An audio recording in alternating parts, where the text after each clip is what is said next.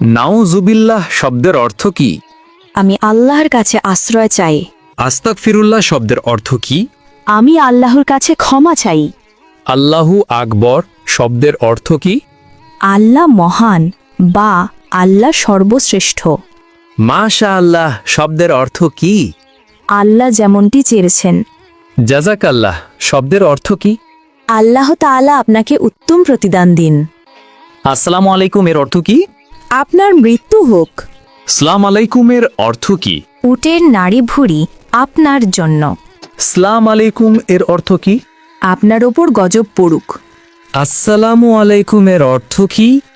আপনার ওপর আল্লাহর শান্তি বর্ষিত হোক। চৌধুরী শব্দের বাংলা অর্থ কি? 4 অঞ্চলের প্রধান। শিকদার শব্দের বাংলা অর্থ কি? জমিদারের সহকারী। খন্দকার শব্দের বাংলা অর্থ কি? ধর্মীয় জ্ঞান সম্পন্ন ব্যক্তি। শেখ শব্দের বাংলা অর্থ কি? জ্ঞানী বা পণ্ডিত। খান শব্দের বাংলা অর্থ কি? নেতা বা শাসক। মৃত্যুর পর শ্বাসযন্ত্র কতক্ষণ জীবিত থাকে? 4 ঘন্টা। মৃত্যুর পর মস্তিষ্ক কতক্ষণ জীবিত থাকে? 20 মিনিট। মৃত্যুর পর কিডনি কতক্ষণ জীবিত থাকে?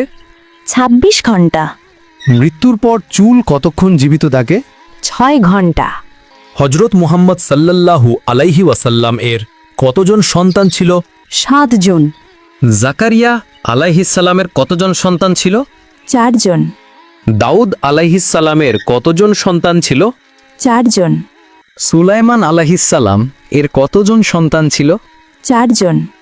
মানুষ মৃত্যুবরণের 40 দিন পর তার রুহু বাড়িতে আসে, এটি কেমন বিশ্বাস? প্রচলিত কুসংস্কার। মাজারে ও পীরের দরবারে